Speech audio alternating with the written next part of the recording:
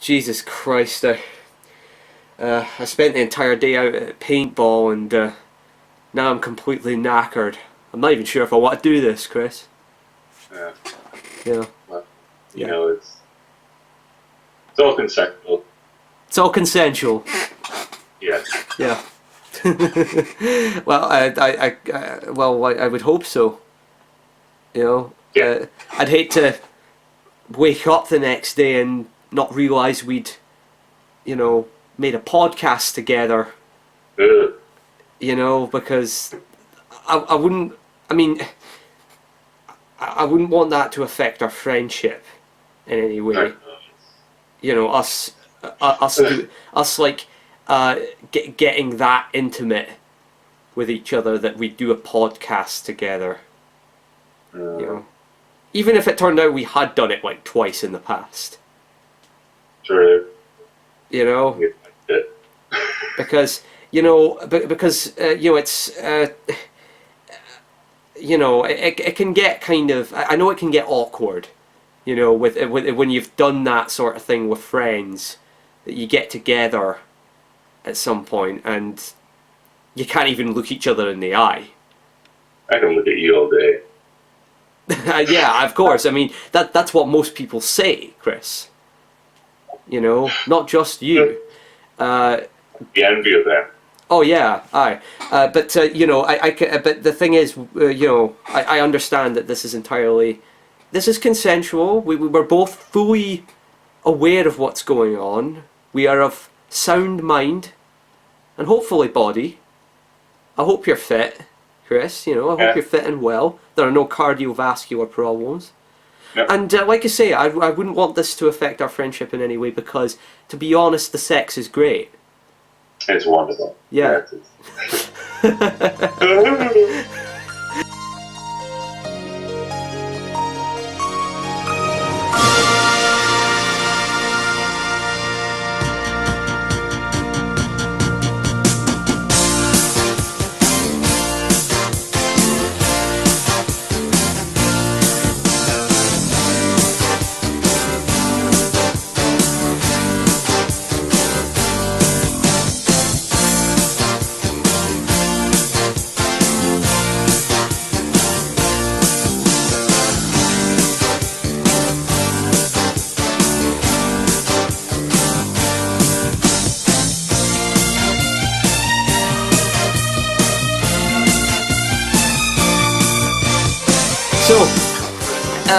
Yeah, so this is the third episode of Chris and Gwen's Journey to Hell. At this very point, the second episode has not been released yet. I've actually only just put the footage into the editing suite because I'm that lazy, really. You know. Yeah, just yeah, so that's not out just yet, but so this'll probably have to wait to go up after a little while. I'm currently injured because I sustained a close range paintball blast to the arm, which Chris can see. Right, oh yeah, it's that one that you put up on. Yeah. The good faces. Yeah, I just I put that up. It's like I think what I described it as like an ominous red planetoid. You know, it looks like a gunshot wound. It really does, but technically it is. But yeah. Anyways, we've decided that I believe we've decided that we need a bit more structure in these things, don't we? I'm asking you a question, Chris. Yeah. I'm trying to get you to talk more. You know, you really are. You're letting me talk over you way too much, and you've got to put your foot down occasionally. No, you're not putting your foot down. You're putting it in the camera. Yeah. You know, I mean, I guess it's similar. You know, I guess I know what the connotation is. So, like, if you were to lift your leg up in the air, then I know to stop talking. So there you go, we've got our little bit of sign language. Yeah. That they won't be privy to. Yeah. They, the viewers, As they or the listeners, rather. Yeah. You know, So yeah, so we've decided we need a bit more structure. So what we're going to do is we're going to designate a topic. Now it doesn't necessarily mean that that's all we're going to talk about. Of course, we're going to go off on mental tangents. We often do. You know, we'll probably go off on some tangent about Chris fighting a squid or something like that. But but we will have more of a structured sort of topic, and we decided to go with one of my favourite topics because I'm a gloomy motherfucker, and that is dystopian and apocalyptic fiction, whether that be in films, comics, or even video games. You know, because you know, I mean, it's not like video games are an art or anything, you know, but we'll even talk about them. You know. Yeah. You know, they're still kind of a niche market, though, aren't they? I don't know. Yeah. As an artistic medium, I suppose. Yeah, I believe I believe there was a game that came out recently called System Shock 2. Yeah, it looks quite good. You know, they really should start branching out and, you know, trying to make games more accessible to people. But anyways, enough of my attempt at comedy. Yeah, so that's correct. Yeah, because I like how you look at me when I do stuff like that, because you're just like, oh, where's he going with this? Get released anyway. Yeah, so we're going to talk about that sort of stuff. So when was that game released? When was that game released, actually? I think it was like late 90s or something. So it probably wasn't the best game to pick. I probably should have like picked something like Pong or something, you know, to go really extreme. You know, it's like, I hear this Pong game came out. I think E.T.'s video games would be great. These yeah, I'm gonna, you know, I'm really starting to get into these this videomized gaming things, you know, the videomized. I don't know what the hell that is. You know, it's you know, these newfangled dealy doos where you're. You know what? Remember when you used to play Monopoly when you were a kid? Now you can do that on the screen. You don't need a person nearby. Yeah, you don't need a person. We don't need to socialize. Fuck them. Fuck those cunts and their mouths and arms and noses. I wish I didn't have any of them. People, I mean, not the mouths and arms and nose. We kind of need those. Yeah. But yeah. Anyways, yeah, it's something that it's actually kind of become a bit of a tradition amongst like me and you and Nick. And speaking of Nick, he couldn't be with us today. He could have shown up, but he was too busy liquidizing parts of his body and attempting to drink himself. Yeah, I was wondering what he was doing on Saturday, but yeah, clearly not that important. I think he sent me a picture of him just feeding one of his legs into a wood chipper, and just letting the meat slurry out into a bucket. You know? I saw that. Yeah, and he looked at me while he did it. So that's. Yeah, he did. It was that. It wasn't even the fact that he was feeding. Yeah, it wasn't even the fact that he was feeding his leg into a wood chipper. It was the way he was looking at the screen, like of the camera while he was doing it. Just the way he just had that. It's just that weird, wild look in his in his eye that, you know, you only really get when you're, you know, feeding your leg into a piece of machinery. Which is why I was surprised. I've never seen that look before. Yeah, I know. Well, I've seen it before. I won't go into it. I'd rather not, to be honest. It was a somewhat traumatizing experience. So yeah, there you go. We'll leave it at that. We'll let the mystery hang in the air. But yeah, like I was saying, it's become a bit of a tradition amongst us to occasionally review some kind of post-apocalyptic film or dystopian film at my behest. And I like, and that's the thing, I like these sorts of stories because they're, because I, like I think a lot of people do, crave for the end times. Yeah. I do. I crave for the end times because, I mean, have you ever gone outside? I mean, look at it. Come on. You know, I mean, why? I mean, Chris, why do you enjoy dark, gloomy, dystopian fiction? You depressing motherfucker, you. I don't know. I'm happier sounding than you. I like. I don't know if I like all of them, but I like ones like that show up a more satirical element. Yeah. Just I don't know. I always find that kind of interesting. Yeah. Especially like Blade Runner and Brazil and stuff. I've never read 1984, but you know. Yeah, I have actually. I must admit, I've never read 1984, but I did see the John Hurt. I did. Yeah, I know. I saw the John Hurt one from 1984, and God, it's depressing. I mean, I thought it was going to be depressing, but Christ Almighty, it's not like the type of dystopian sort of thing that you see nowadays, where it's all about some fresh-faced teen prick who's being being forced into this doing some ritual thing, like every 15-year-old has to have sex with a mongoose in front of an entire crowd of people, and they generally find this practice oppressive, so they join the resistance, and then the resistance are cobras. Sorry? The resistance are cobras, of course. The resistance are cobras, yeah. Yeah. What with cobras' tendencies to fight mongooses, but mongoose, mongoosai. I'm going to take mongoosai.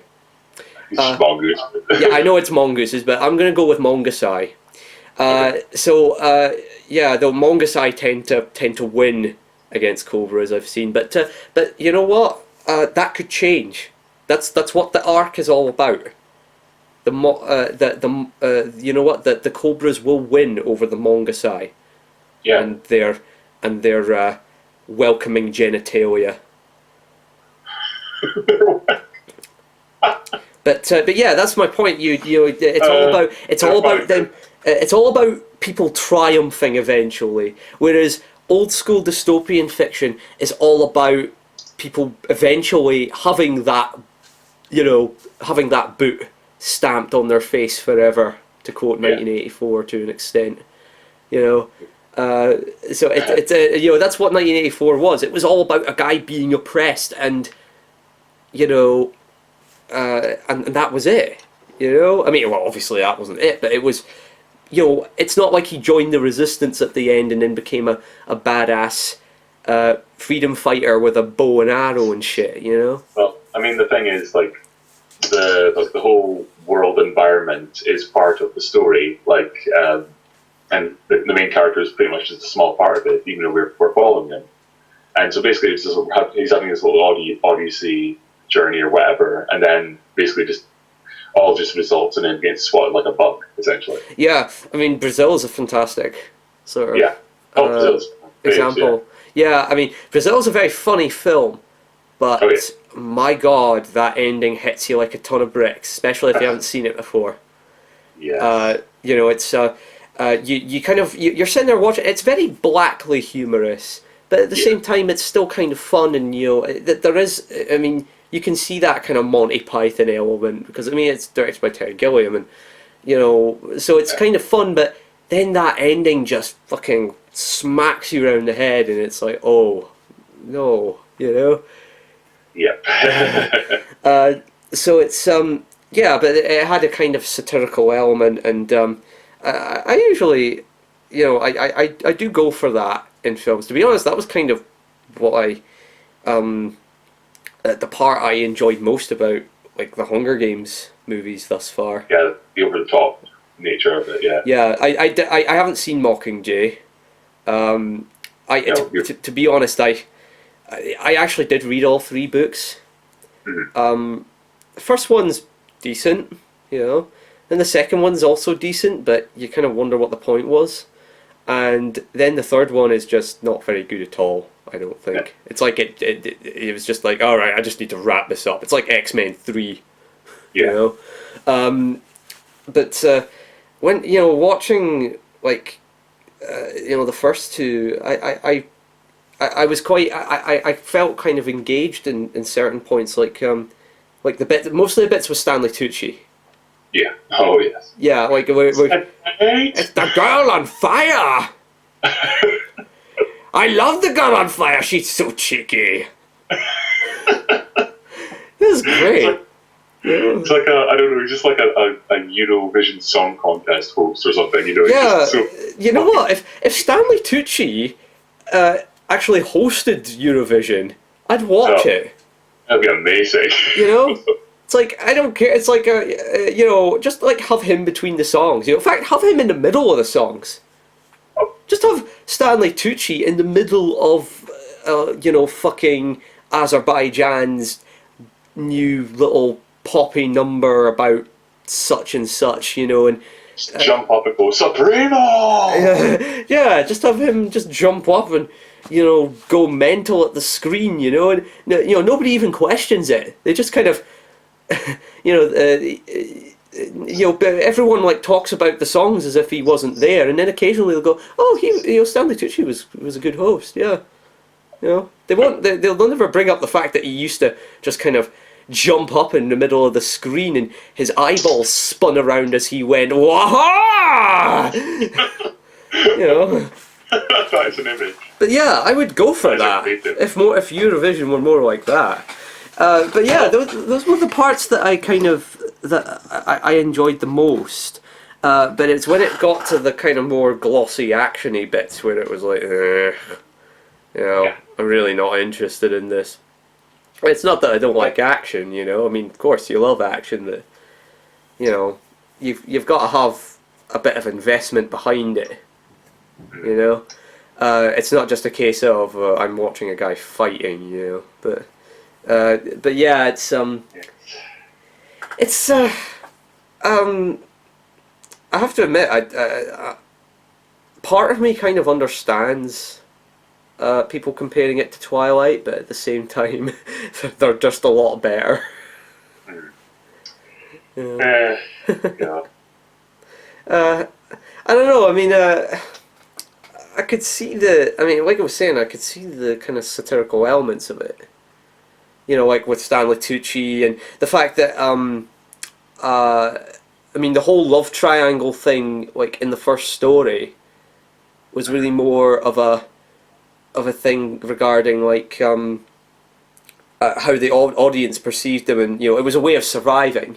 Yeah. They do this whole kind of soap opera doomed romance thing, and then people would be more likely to sponsor them. So yeah, I thought that that's kind of interesting. Just like all the sob stories on X Factor and all that. Yeah, that is. They are unbearable. I remember like last time I had to sit through that. I was just like, and you know what? Yeah, and they're never shit, are they? They're never completely shit. They're usually really talented in one area or another. Like I mean. Okay, right. Maybe like in terms of singing, maybe they're not exactly unique, but they can sing. Yeah, it's not like, I don't know, Judas Priest turning up. Yeah. Moment. I'd like to see Rob Halford just show up on stage with his bald head and leather biker jacket and just be like, painkiller. No, I just want to see an emotional roller coaster. Yeah, just like Rob Halford doing his little sob story about maybe about the time he was about the time him and the rest of Judas Priest were accused of being complicit in the suicide of two lads in America. Just like it was such a harrowing experience. This is for the rest of my bandmates who had to endure it. God, imagine metal bands doing that. But yeah, but they're never shit. But you can imagine there's probably ones that are like, I'm doing this for my mum who died from cancer or whatever, and yeah, okay, it's sad. You know, a lot of the stories are telling, it's pretty sad. But then, you'll listen to it and I'm doing this for my mum or whatever, and then they'll go out and they're shit. But you never see those. Yeah, you don't get like, I don't know, a guy wearing an entire American flag, walking, basically like a clothing made of flag, just walking onto stage and going, I don't know, relax, don't do it. I don't know. Yeah, like just before that, he's going, I'm doing this for my son that was born without a nose or something, and then he goes out and he's fucking terrible, and people just berate him and throw things at him. Why do you give me a film? Yeah, I'd love to see that. That'd be great. Oh. I mean, come on, we're already crushing people's dreams. We might as well just parade them out and, if they're shit, just have them whipped or something. Just have them stripped and hung by their ankles as children piss on their face. Just have it. We might as well, with the amount. With the kind of twats we're getting to judge these things as well. They're all just kind of aloof psychopaths. Like Simon Cowell. I'm fairly certain that guy tortured animals when he was a kid. But I can't say much myself. But but yeah. It's you can see that kind of influence in there, with these kinds of, But I think maybe the best completely unveiled satire of that I saw was Black Mirror. Oh yeah. When there was one episode called 50 Million Merits, which was basically you just had these people living in these little sort of rooms where the walls were entirely like a screen. Like just screens all over the walls, and just everything was like media centric. Mm-hmm. People would get up in the morning and go and do their exercise. Yeah, you did. Yeah, and it's and then of course like the way that you get out of this kind of drudgery is that you audition for this Hot Shots talent show, and it's basically like X Factor. Though one of the guys judging is Rupert Everett, I think. Yeah, he's good. He's funny, but in a very kind of black way. Yeah. But it's difficult to watch. Yeah, Black Mirror. Black Mirror is one of those shows that's fantastic, but Christ, you only want to watch it once. Yes. Black Mirror is my type of show. Full of dark comedy and people getting fucked over. Oh, you. Yeah. Oh God. I think it's time for my pills now. Yeah. Yeah, you're that type of guy, aren't you, Chris? You're not into that. You're not into that happy-go-lucky shit, are you? That bollocks where people are skipping around holding each other's box. What films are they? I don't know. I don't know. I just assumed that was what happy people did. Yeah. They just kind of skip around in the sunlight holding each other's genitals. What? That's been an experience, yeah. That would be your experience. Okay. Oh. That would be your experience. No, it hasn't been. It hasn't been. It hasn't been your experience. So you would consider yourself a happy person? No. Oh God. Oh well. But yeah, I also kind of like, we're still kind of talking about Hunger Games in a sense, but I'm still trying to kind of go through the stuff that I do like about it. And that, like for example, I quite like the design of like the people, like what people wear in the Capitol, because it's so. I mean, I could see people saying like, "Oh God, it's really gaudy and stupid and awful," but that's precisely the point. You kind of. It's just the way that, I mean, Christ, you could look back in the 80s, and when you look back in the 80s, you look at the stuff people wore, and you think, God, that's fucking ridiculous. The way people put their hair up and everything, you know. And it's possible that people will look back on the way we dressed and go like, that was ridiculous, you know. But it's probably a very similar. It's a very similar thing, actually. The way that the general public will dress themselves up, and you know, and fashion in general, it just all looks really ridiculous, and people don't realise it until years down the line, you know. Oh God. Oh God. Yeah. Just all the shoulder pads and God. the shoulder pads and the leg warmers and you know, I don't know. I kind of like 80s fashion. Yeah, I did agree. I find it kind of charming. Yeah, I wouldn't wear any of it myself, but there you go. You know, there again, it's kind of similar to the way that I like a lot of 80s pop music. You know, you just kind of like it because it's 80s pop music. You know, you like the sound. You know, it's technically shit, but you know, you enjoy it. It's like Def Leppard. You know, I enjoy a bit of Def Leppard. I know they're shit, but I like Def Leppard. You know, it offers what it does. yeah. It's like a lot of the films we watch, really. Yeah. We like your Hunter from the Future, but we know it's terrible. But, you know, we try. And we look down on other people for not seeing that. Don't we, Chris? Very much down. Oh, yes. But it's like that. But the thing is, it's just, it just feels like dystopian fiction has kind of lost its teeth. Mm-hmm. You know, particularly like, you know, mainstream dystopian fiction. It's just kind of lost its teeth, and yeah, it's a mostly teenage thing now, isn't it? Yeah, it's you see a lot of like teen stuff where they're like, you know, like Hunger Games, and then you've got Divergent, which looks fucking dreadful. So the Maze Runners one, is it? Maze Runner, I'm not even sure if that's a post-apocalyptic or dystopian thing. I think it's just, let's stick a bunch of kids in a vaguely Hunger Game-ish environment, and you know, just fucking do what Lord of the Flies did, only more shit. And there we go. I'm sure there's one called The Giver as well. Oh, The Giver, yeah. I read the back of that, and I thought, I don't know, there could be some merit to that one, I'm not sure. But then, I don't know. I'd hate to watch it.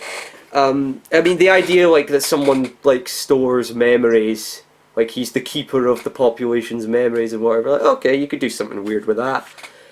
But, yeah, I saw it in Tesco's, but, you know, it's one of those things that you see in Tesco's and you just kind of like, oh, okay, I guess I'll give that a go. Looks like a gander. You know, kind of like, you know, my mate Ian does that a lot. I mean, you know Ian.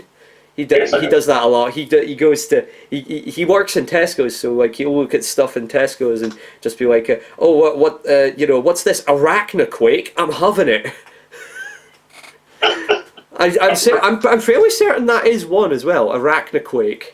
Yeah, I think so. Or it's either a crocodile quake or a shark quake. Yeah, I think there's definitely a ghost quake. Or something like that. I think it's like an earthquake and then ghosts are released. I don't know if it's called Ghostquake. I'm fairly certain there is an Arachnoquake though, and I think I remember him telling me about it, that it was like, you know, spiders came up out of the ground and they breathed fire. Yeah. And that makes no sense. Because imagine if you breathe fire underground, there's all sorts of like flammable shit underground. Like gases and whatever, you know? Just all those spiders would be dead. But, you know, and it's not... Crawling to the surface, just all charred and dead. I know, just like, we have finally reached the surface! Oh God, it burns! That's how a spider would speak, I think. They should just make my movie, which is putting William Shatner in a haunted house with like really shitty string sheet ghosts and just throwing them in front of them and just. I don't know why I just came up with that. Okay, so we're just throwing shit Halloween decorations at William Shatner now. Just go, oh no. That's William Shatner's dystopia. I think I know where that idea came from. So I was just thinking to myself, like, about like reality TV and how it could be like improved, finger quotes. And then it was just like, we've got William Shatner, and we've got we got 100-foot shark. Now we're going to put them together. Like literally put them together, like like immerse their strands into one another using Goldblum's. Yeah, like literally like using Jeff Goldblum's transporter machines from The Fly. Just like so William Shatner is now part plastic shark, or whatever. William Sharkner. He walks through like the stars in your eyes style door, it just opens up and just like. Oh, good God. And now people have to live in the same house as him. Basically, it's just like William Sharkner in a house with a bunch of people who basically just spend the entire week that they're there trying not to make eye contact with him. Yeah, they're just sitting the other side of the room. Just occasionally chucking him a piece of meat. Just maybe like and then after a while, like maybe we set them challenges, kind of like Big Brother does. So like it's like, okay, you must now find an alternate supply of meat for William Sharkner. Otherwise, William Sharkner's gonna start munching on them, and we don't want that, do we? Because we've invested ourselves in these people. So what they do is they go about and, like, I don't know, maybe they'll like find neighborhood pets and just throw them to him. Maybe even children. Because I keep seeing, I don't know about you, but I keep looking out on the streets and I see children that are just useless. They're doing nothing. There's more of them as well. Yeah, there's more of them these days. They're not even. I mean, I remember back in the day when kids were put down the salt mines and they did a good day's work. What? Vitamin D deficiency, that was a sign of a good work ethic back then. But nowadays they're just lying about the streets. What better use to put them to than to chuck them to William Sharkner for the purposes of entertaining an entire nation? That, and they're not part of our demographic, so. Yeah, exactly. They're not even part of our demographic, so fuck them. To put it in blunter terms, Yeah. Yeah. And we are entirely serious about this. Oh yeah, we're entirely serious about this. I am. In fact, my hand is on the phone right now, waiting to pitch this to Channel 4, Channel 5 if they're desperate enough. William Shatner really needs that boost, Yeah, he does. And to be honest, his career was dying for an assimilation with a hollowed out marine animal.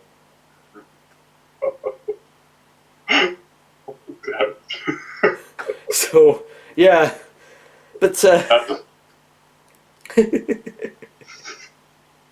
did you? By the way, did you ever see going back to the main topic? Well. We have a main topic? God. Yeah, oh my God, we have a main topic, I know. Going back to the main topic, did you ever see Battle Royale? I've not seen Battle Royale, actually. No. I like Battle Royale. I remember... watch it sometime. I remember Robert Bockway from Cracked talking about how it was full of teen angst. And it kind of is. But, I don't know, I think it's done rather well.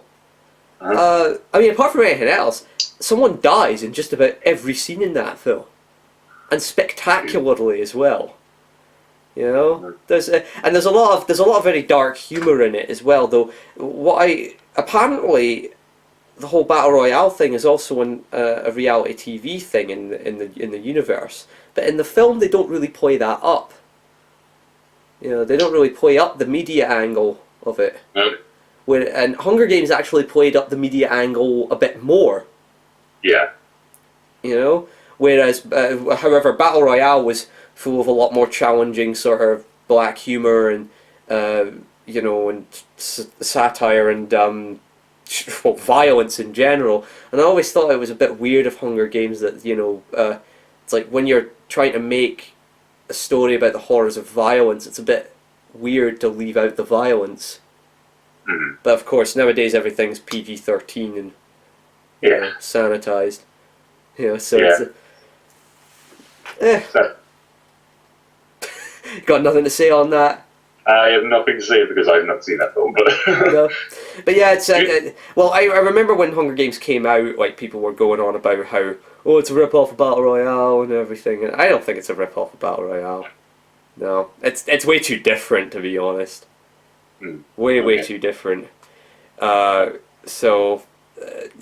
Basically, I mean, God, if you think about it, it's I mean, Hunger Games is a movie about, or a story about a bunch of people on a on a rocky sort of in a harsh terrain,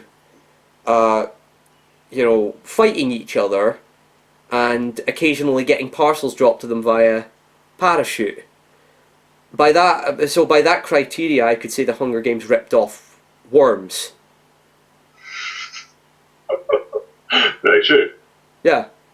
Yeah. So there we go. I've been kind of defending it and criticizing it in equal measure.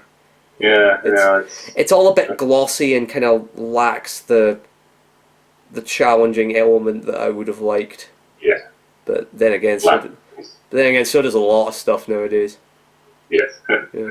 Doesn't mean anything like, proper good ones, does it? God, like the dystopian stuff. You know what? The thing is, I've been spending way too much time trying to find a decent modern horror film. Yeah.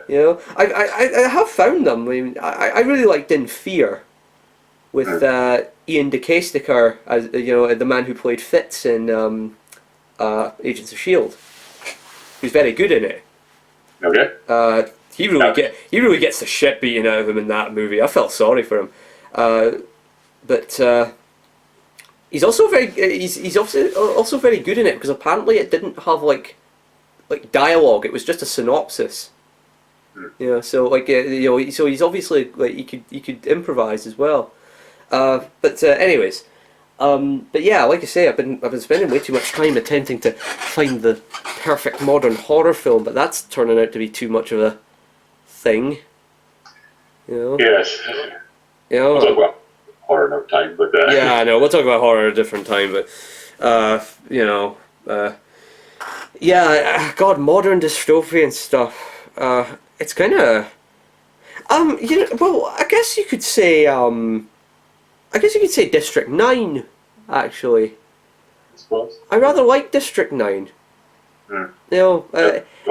Elysium be that as well, then? Yeah, Elysium as well, but I didn't hate Elysium. I think you and Nick weren't too enamored with it. It's more that we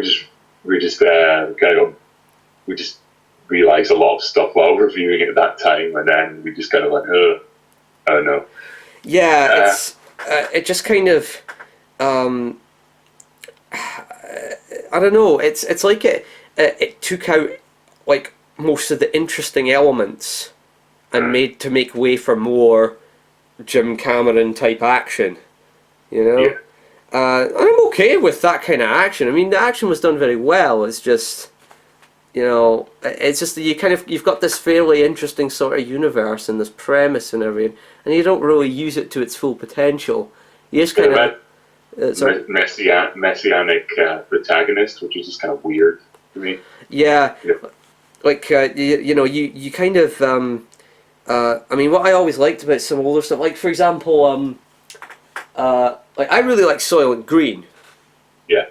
Have you seen that one? I've seen that, yes. Yeah, I can't remember if you told me you'd seen it or not, but the thing about Soylent Green is that it's all about a guy who, despite being he's a smart guy, he's a private. Well, he's not a private detective. He is a detective.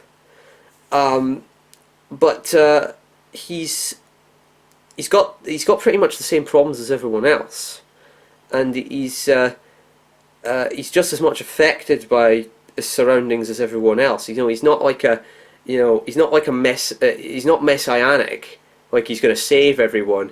He's Yeah. just going about, something that might happen any day in this universe, and then of course he stumbles upon something horrifying, that's integral to that universe, and of course it leads to the old catchphrase, "Silent Green is people."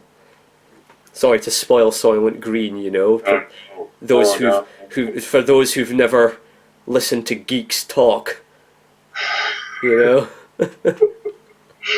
Oh god. It's like you idiots, you blew it up, damn you. God, that's two Charlton Heston sci-fi films that people already know the twist to. Yeah. Pretty much fault by this set, actually. Yeah, the God, especially with Planet of the Apes with a fucking DVD box art. Like, oh yeah, cheers, guys. There it is, Statue of Liberty, right there. Oh god. Good work. I guess they kind of knew. It's just like, oh, everyone knows what the fucking ending of Planet of the Apes is. Let's just stick it on the cover. It's a compelling image. Let's use it. This will do. This will do. Yeah. Oh god. But yeah, it's more like I just kind of like it when like the main characters are just as downtrodden as everyone else, and it's kind of like what Yahtzee was talking about, like Ben Croshaw was talking about with the latest Thief game, where he was saying like if you were to ask old Garrett, Garrett being the main character of Thief, why do you do what you do? He would say like, because the rent's due, or something like that, Yeah. Whereas if you asked new Garrett why he steals things, he would say something like, because it's what I am, or it's what I do, it's my destiny, or something. He was basically, he's not Batman. Stop trying to make him Batman. So it's like, it's the way that they kind of, you've got your Katniss Everdeen, and she's going to join the Resistance, and she's going to be the Messiah that leads the Resistance to victory and everything. Whereas that's not what dystopia is about. Dystopia is all about people being trodden on and then never getting the chance to give it back. Yeah. And then the writer or director, whoever, is pointing at you and going, "See? Say aye. something about it. Do something about it." God, you know what? Perfect thing to talk about. I think I probably brought it up in the last podcast, but fucking Transmetropolitan. Oh yes. Yeah, you need to start reading it, Chris. I will. Yeah. I will. You need to start reading it because it's bloody good. It's for those of you who do not know, like I say, I think I probably did mention it in the last podcast, but I am pretty much obsessed with it now. It's getting to the point where, if you were to compile, I haven't even read all of it yet, but it's getting to the point where if you were to compile every volume into one massive big tome, that would be my Bible. It's getting to that point because I've got the 4th volume now, and I can't wait to read it. It's. And how much volumes is it? 10 apparently, though I think there are 1 or 2 specials. Yeah. I don't know. I know that there are 10 volumes overall, though. And the latest one I've gotten hold of is Volume 4, The New Scum. And apparently in the first one of the first bits of the story, he goes on about how everything's like the main character goes on about how everything is unhealthy nowadays. Right now Adolf Hitler's body particles are floating through the air, being breathed in. Everyone right now has a lung full of Hitler. But it's a bit like a more like an exaggerated Hunter S. Thompson in the future. Yeah.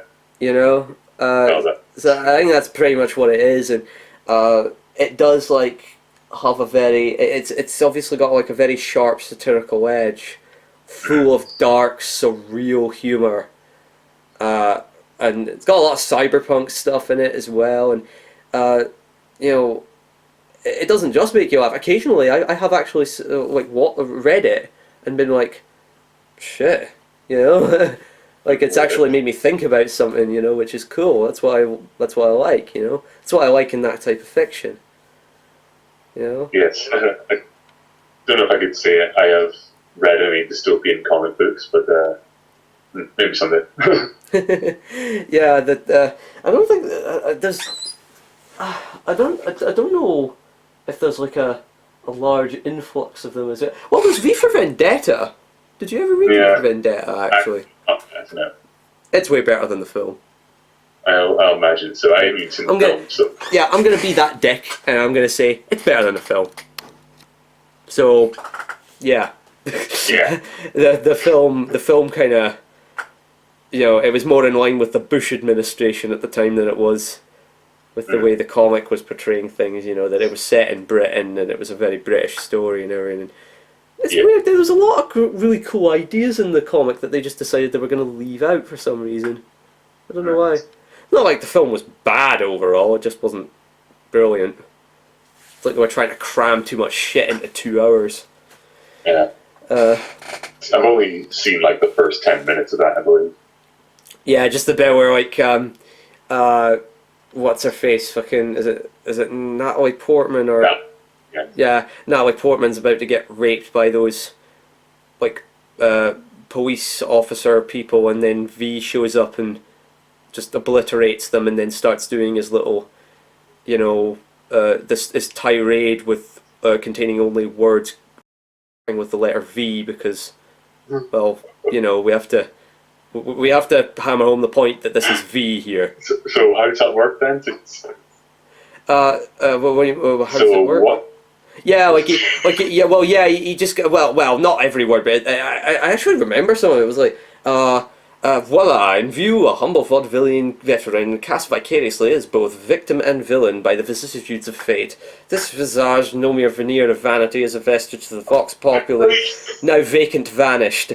However, this valorous visitation of a bygone vexation stands vivified, and I can't remember the rest of it.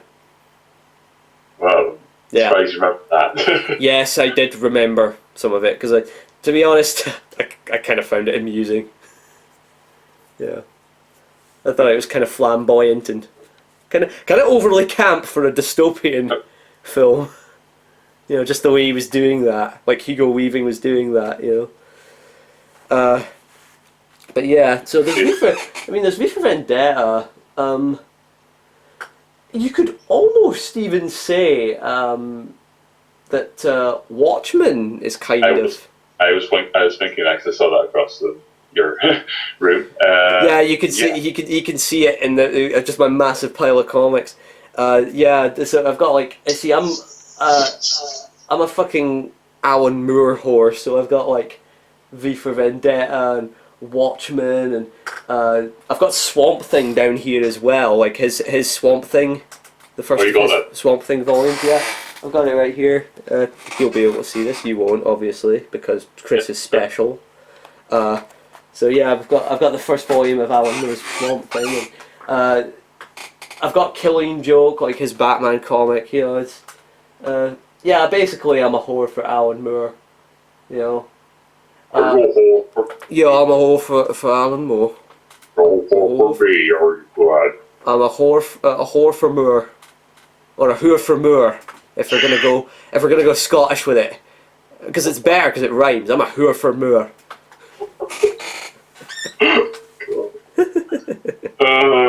You know what? Yeah. I think he's. I mean, Alan Moore. He's a very distinctive guy, isn't he? Yes. I'd say that. I mean, he's got that massive beard. He's got that. Is it sort of a northern accent? Sort of. No? Yeah. He's from Northampton. Northampton, yeah. He's got that accent, and he's got the big long hair, and he looks really he looks very hippie-ish, and you know, he looks kind of like some kind of mage. Mm. You know? Yeah. In fact, to be honest, he does have this kind of he does this whole occult thing, doesn't he? Yes, Yeah. the snake thing. Yeah, like the weird sort of pagan stuff and whatever, you know. And he's an anarchist and everything, and you know. To be honest, I wonder what could we do to eroticize that?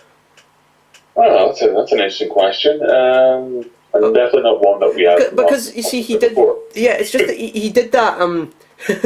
He did that Lost Girls graphic novel, which I haven't read yet, but it's basically porn. Yeah. And I'm thinking, you know, he's taken the time to eroticize, you know, favourite characters from our childhood in a non-fanficky way. Yeah. And so I think we should try to eroticize him. Like, perhaps in fiction. Oh dear. You know? Okay, how are we going to do this then? I'm not entirely sure, to be honest. I just thought I'd bring it up. Because I just find the idea of an erotic Alan Moore amusing. Okay, let's think this through then. I'd like to think of him just like showing up in like with like nipple tassels and like a sparkly pair of speedos, like a man thong, and just with that huge lush beard of his, just, you know, yeah, he's just kind of bending down towards you, and it, you know, and it tickles your lap, and that'll just get people going.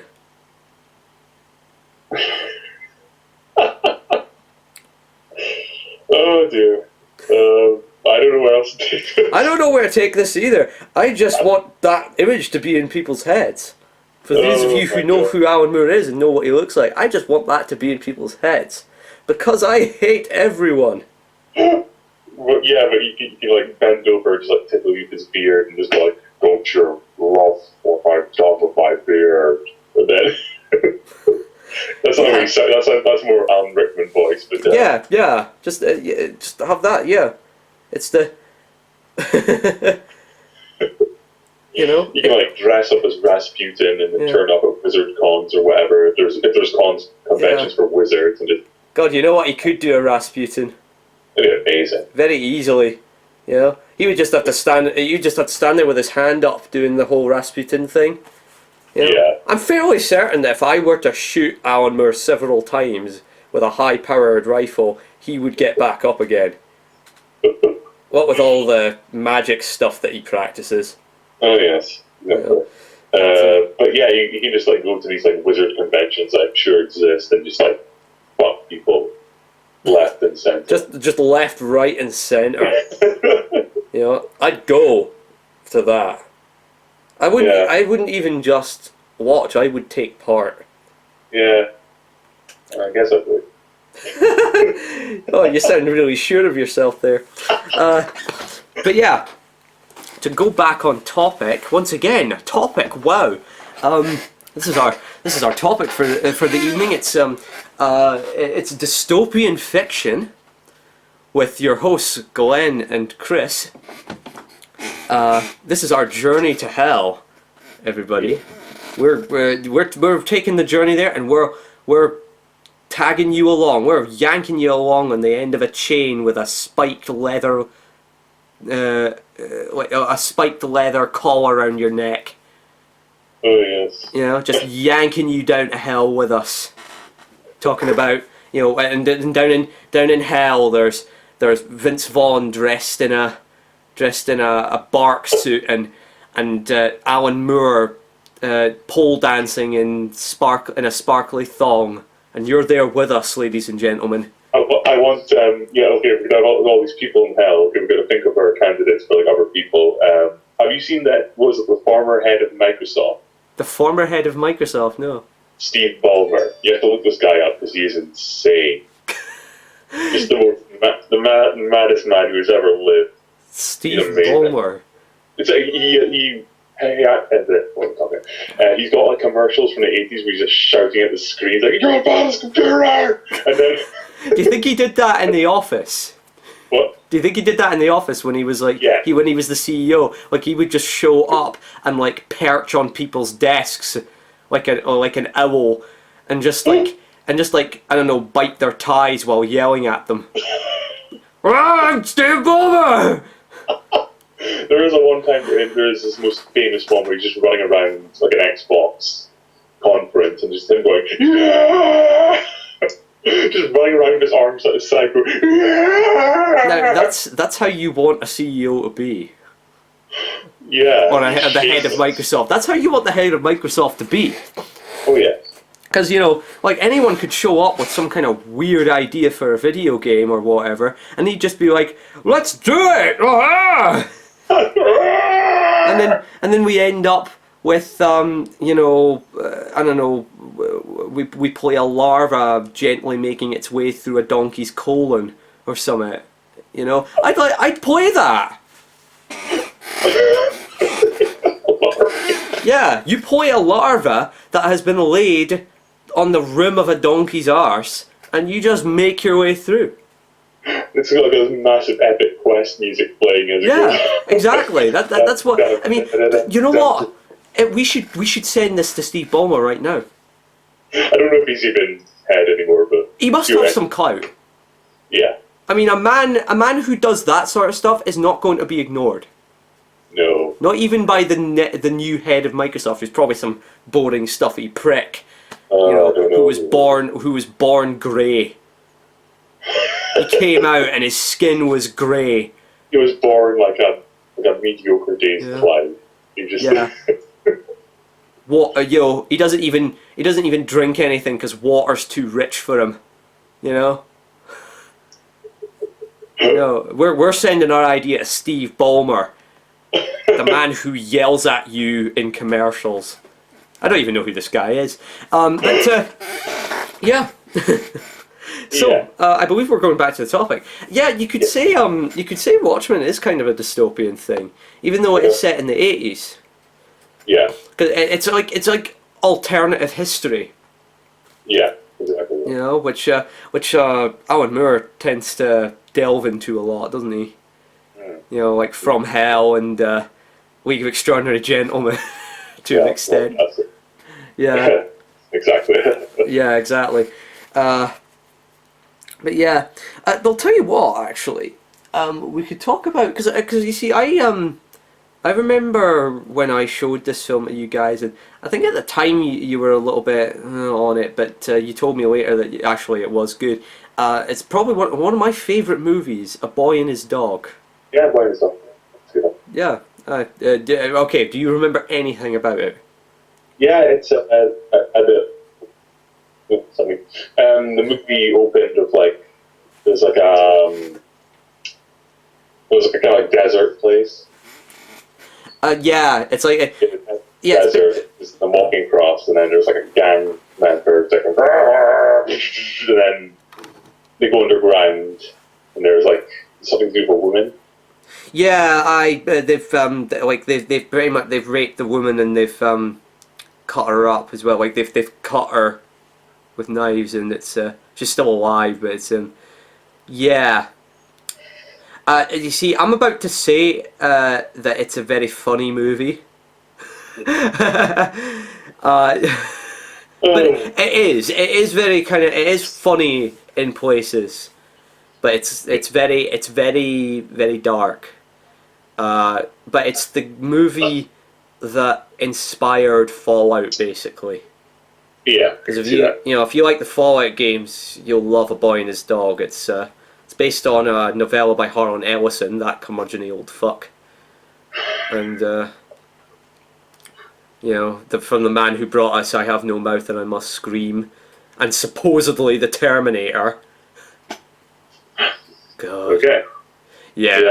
It's weird. It's weird that film would inspire such a popular game series, though, because it's quite an obscure movie. I mean. Yeah, it is quite an obscure movie, but I don't know. I mean, I don't know if it directly inspired Fallout as much as it may have inspired Wasteland, which is the game that came before Fallout. And of course, Wasteland 2 came out recently, and Wasteland 2 is really good, by the way. we're talking about a post-apocalyptic stuff. You know, Wasteland 2 is very good. It's very kind of it's very reminiscent of the old school Fallout games. Actually, it's like isometric, and you're not like wandering around a massive environment that they've made. You know, you're going between different areas and such. I was just thinking, is this a post-apocalyptic film or is it dystopian? Well, it's post-apocalyptic, but I mean, I guess you could say dystopian's kind of the same in a sense, because I mean, you're talking about like, I mean, dystopian is kind of like it's a society where everything's gone to shit, to put it to its basic sort of definition. So I guess you could say, well, that is kind of dystopian. That is. You know, people may not be living in big cities and, you know, being and consuming pop culture all the time and everything like in Transmetropolitan or Blade Runner, but everything's gone to shit. You know? Yeah. It's basically I'd say it probably did inspire Fallout more than anything else, because it has a lot of the stuff that Fallout is remembered for, like you know, like glowing mutants and dark humor, like underground societies, like berserk robots, and just kind of the general look of it, I would have said. Yeah. Actually, and you know, it's like I say, it's one of my favourites. I'd say it stars Don Johnson from Miami Vice. Yes, that's right. Yeah, that guy. But he's very good in it, though. He was good. Yeah, but but of course, our favourite part, it's gotta be Blood the dog. Right. Because the part of the premise of the movie is you've got this guy, like I think he's maybe like 17 or something, at least in the original story he was 17. He's wandering the wasteland, like a nuclear wasteland, like in Fallout, with this dog called Blood, who before the war was experimented on, and as a result, him and Vic, who's the guy, can communicate telepathically. And the dog, because of the experimentation performed upon him, he can't hunt anymore. So what he does is he sniffs out food for... No. Don Johnson helps him find food, and in return he helps him sniff out women, because apparently women are quite rare. You know, in fact, there's this. If you remember correctly, there's this whole bit where where people were sitting watching like a really old porn film, like on a screen. That you know, there's just like this old projector, and like people were paying with food to get in and watch this porn film. Dear feature. Do you remember that guy? You know, I'm sure like I would have remembered you going like, oh, that's awesome. The guy who is he's like this big bearded dude on a there's like this sort of large sort of vehicle being pulled along by people. It's covered in people itself, and then you've got this massive bearded bloke who just chucks a bunch of the people off and then just goes, start digging, you know. So they start digging for food, and he's just this big mental bearded fucker like Brian Blessed or something. And it's fucking it's funny. You know? Yeah, I think I remember what you're talking about. Yeah. But it's you know, that's a film that I would totally watch again. Yeah, because it's my it's my kind of. I mean the dog is just grumpy as hell. Blood. Yeah, he's good. Yeah, he's just really grumpy and obviously a lot smarter than Vic. You know, knows a lot more. In fact, Blood teaches Vic history. Yeah, okay.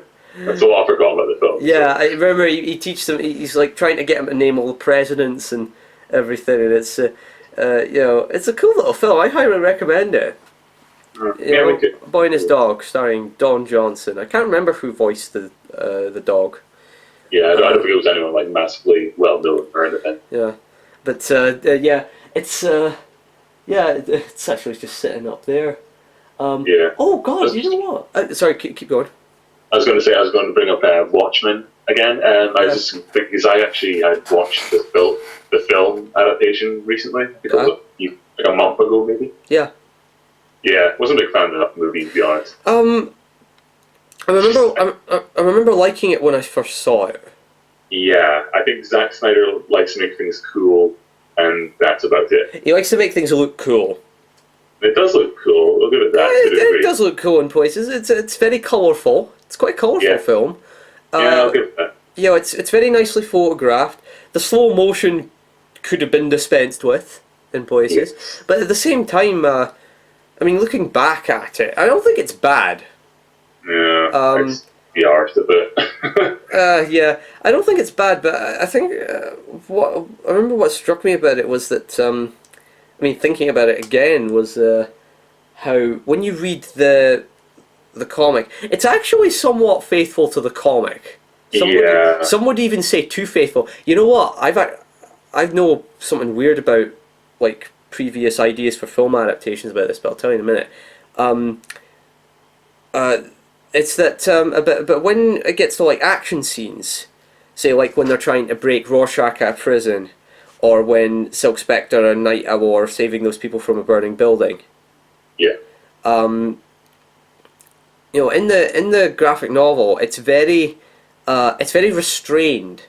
You know, like the way that Night Owl gets his, he just kind of parks the thing next to the building, and they like, lead people out of the window. Whereas in the movie, Silk Spectre jumps on top of the house, slams through the roof, and then just does all these sort of very superheroish things. Yeah. So it's a lot more, and of course there's that massive extended, fight scene at the beginning, and that's not in the book. Basically, it starts off with that classic shot of the, the happy face badge in the gutter as it moves up the side of the building where the comedian was tossed out. Yes. Yeah. And though kudos on him for actually using that shot in the film. Yeah, that's what it is. But Zack Snyder is just he tries to make things look cool, and that's about it. I remember actually, I don't really like Mark Kermode very much, but I remember he said that Zack Snyder's good with surfaces and not much else. Yeah, I'd say so. There's a lot of moments where it just like it felt like a music video for a lot of it. Yeah. I know that always annoyed the heck out of me. Which is like, the thing is, he did Sucker Punch, and he did which wasn't very good, I have to say. Oh. It's Sucker Punch. He did Man of Steel, and we all know how we feel about that one. Though I must admit, I didn't think Man of Steel was as awful as people said it was, but it was still kind of crap. But the funny thing is, as far as I could tell, his best film has actually been the Dawn of the Dead remake. Yeah, and I know Nick wouldn't agree with me on that, but you know what, I quite liked it. So, yeah, well, maybe he'd agree that's his best film because. Yeah, it's because of that. He's. I mean, well, I'm sort of biased in regards to the original film as well. I mean, I like it better, but. Yeah. There's such a thing as being so biased that. You're not willing to give something its due, but whatever. Well, actually, what I was going to tell you was I read somewhere, it might have been Cracked actually, that Terry Gilliam was actually in talks to do a film version of Watchmen at one point. See, that would have been cool. I would have really liked to have seen that. But apparently the idea for it was actually kind of interesting. Yes. It was the idea was that they were going to go. It was something to do with Dr. Manhattan. Like the point where he got his powers. Yes. That was the idea was that was the turning point of history. Okay. And they I think he managed to go back in time and prevent him getting these powers. Now you can go into the whole thing. Well, it causes a paradox because if he doesn't get those powers, then he's unable to go back in time and stop it. So, but whatever. The point is that they stopped that happening, and then at the end, you basically see, I think you basically see those people like Silk Spectre, Night Owl, and Doctor Manhattan as normal people in like our own timeline. Okay. Which I thought, oh, that's actually kind of interesting. So Yeah. that's the focal point of that alternate timeline. You know, when he. Yeah, I think that sounds really cool. Who knows if it would work or not, but. The thing is, I'd be willing to find out. You know, Yeah. even though I know what the twist is, I'd like to see how it would be implemented. Yeah, me too. Though I think Terry Gilliam ended up saying like it would be best done as a miniseries. Yeah, probably. Yeah. See, I'd kind of like to see a V for Vendetta miniseries actually, if we're gonna adapt it at all, you know. Okay. But yeah.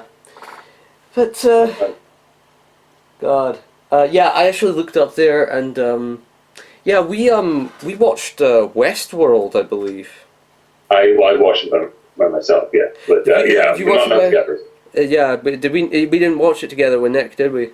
Yeah, I've seen it though. Yeah, you know what, Westworld is great. I love Westworld. Yeah, so bad. Yeah, just like yeah, it's just like it's actually a lot of what I like about that kind of fiction.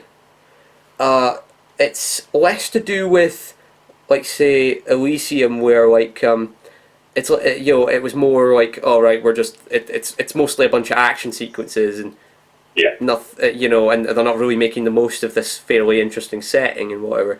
Whereas with Westworld, that's what I liked, is that the way that it shows like you've just got these people that are going on a holiday to this place, like this resort, where there's like robots that they can shoot because it's like in the Old West and everything.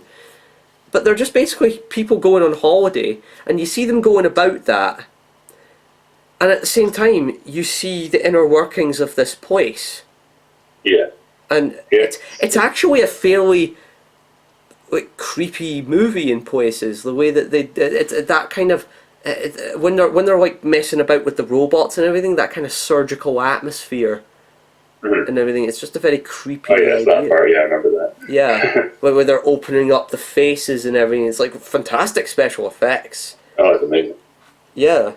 It's not bad. Yeah, it's not a bad film. It's good, like pyrotechnics and stuff as well. And God, Yul Brynner's terrifying, of course. Oh yeah. I mean, you know what? I remember watching that recently. I'd already seen it before, but I remember watching it recently and remember thinking I was actually like, holy shit, you know, like I was actually tense because of it. It's a very well directed film, I think.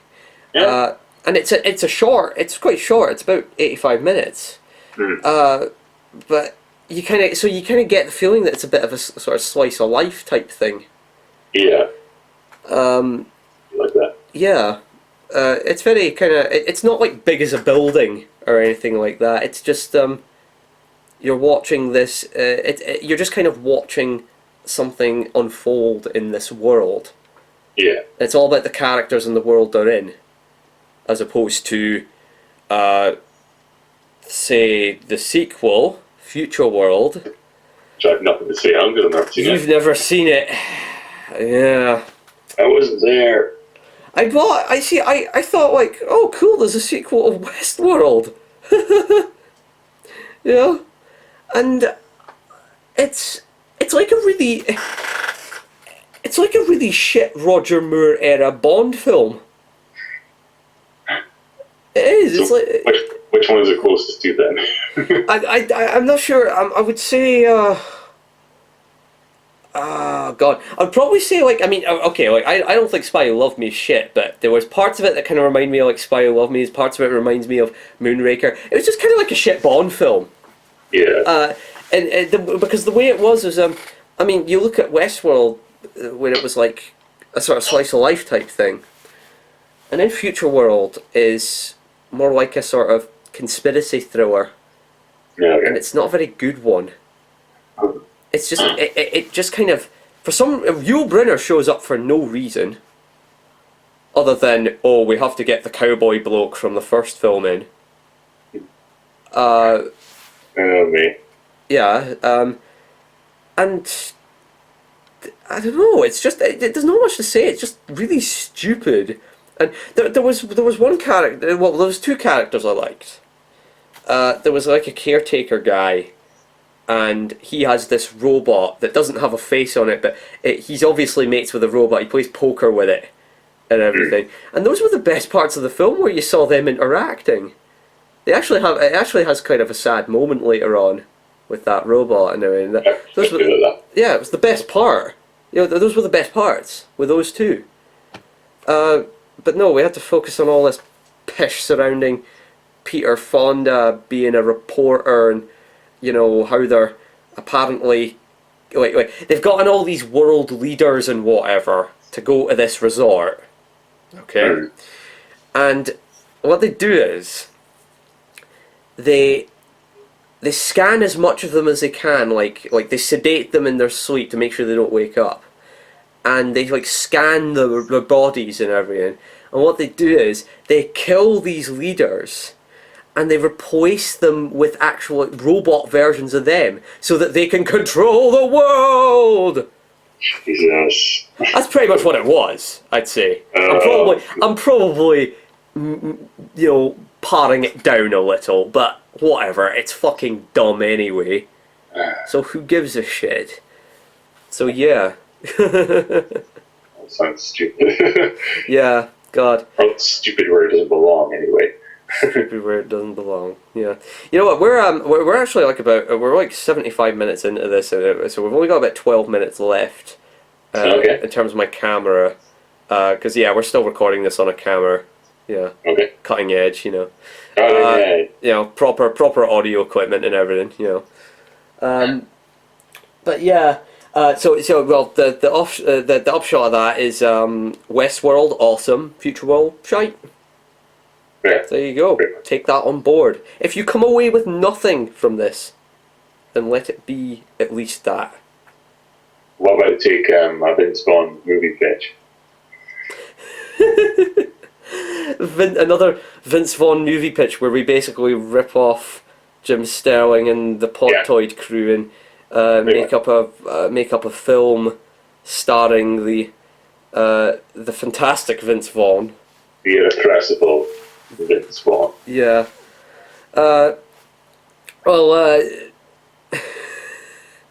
I was thinking maybe another superhero movie, because that's where the cash is. Yeah. Say that again. You need to, Vince Vaughn needs more work. Yeah. And I'm thinking, why not stick him in one of the most lucrative genres there is, and just keep doing it. We had Branchman before. which I remade once, and I'll tell you about that. Oh, okay. So, already then. But yeah, some other day. Another day. Another day.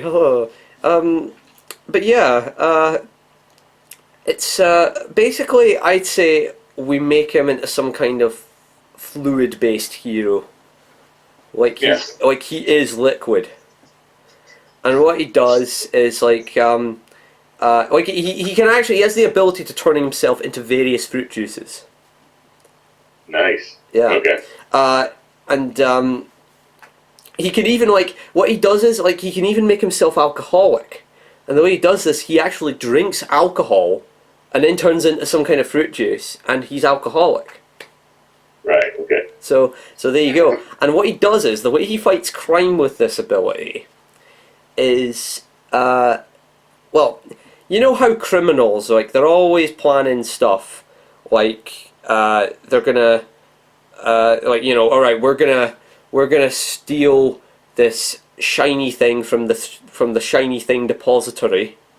Yeah, I remember that. How are we going to do this? Because criminals are all about teamwork. Mm-hmm. And so they'll have their little meetings in their little areas, maybe at a bingo hall at night, and they're standing outside waiting for all the little old ladies to finish off their bingo rounds, just okay, right, we have to make our way out quickly, ladies. The local criminal organisation is coming in for their annual meeting. It's I just like that because they're just like walking and they don't even tell them what they are. They're just kind of standing in the corner looking really pissed off and vindictive towards them. Just the grannies eventually just leave.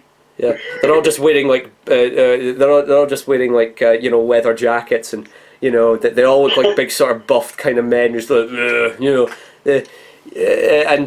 so they just kind of gather at the local community centre, and they'll have their little things. They'll have their map showing where they're gonna go, and where that guy goes, and it's basically your standard sort. It's like GTA 5. Yeah.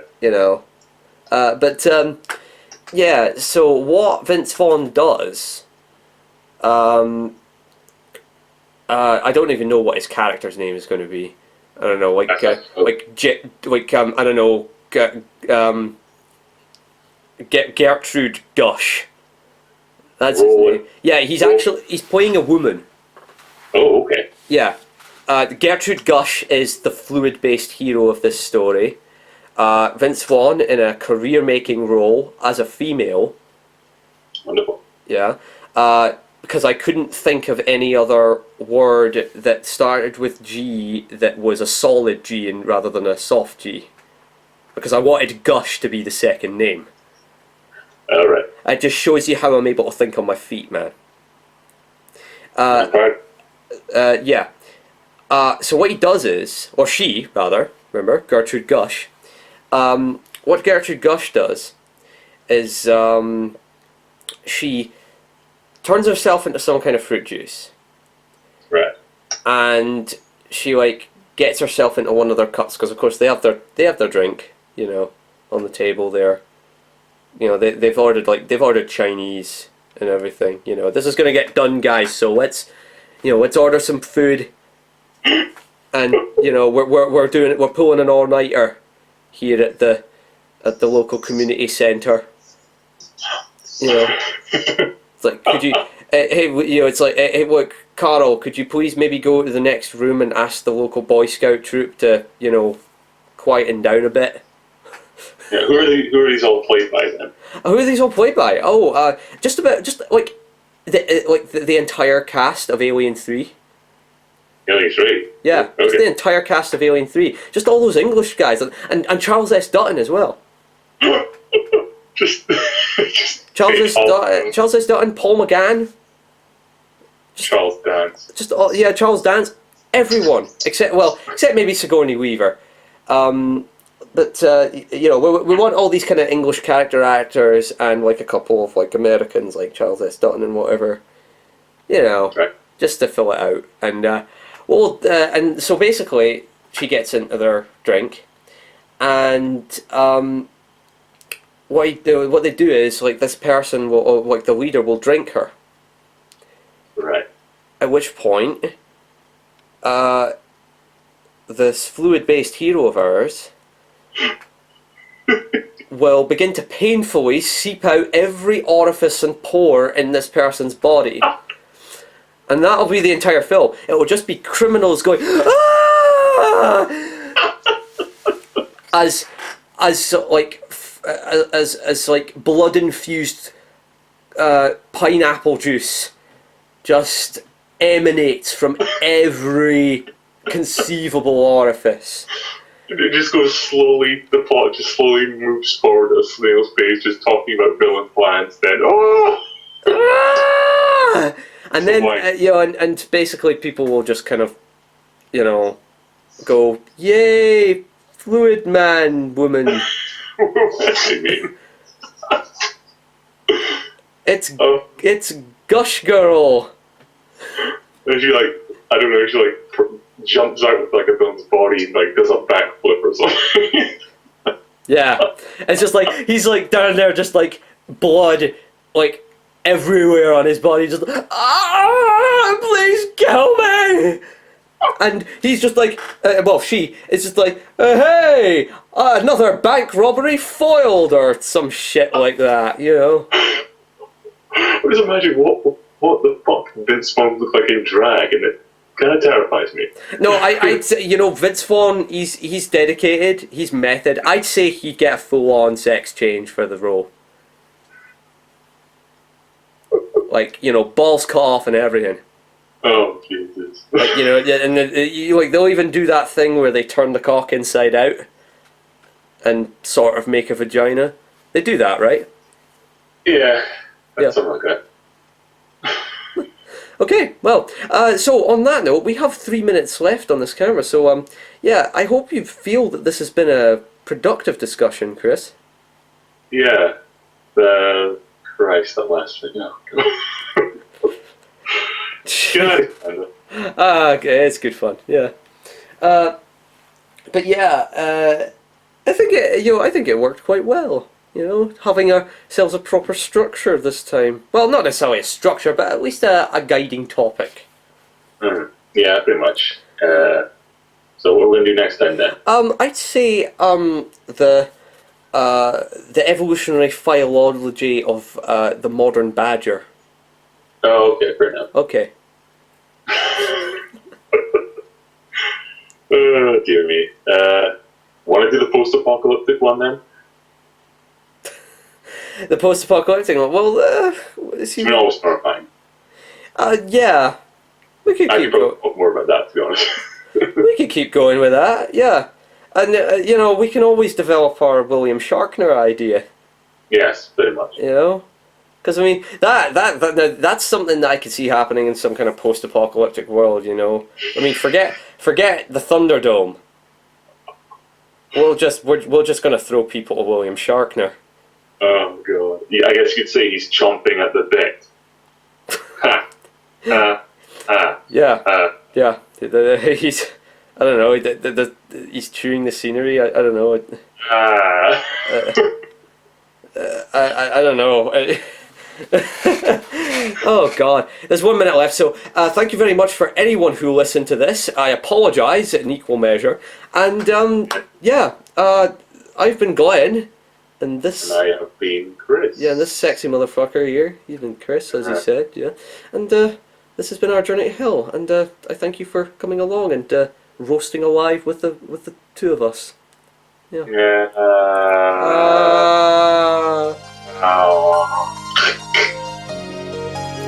I think he's dead. Alright.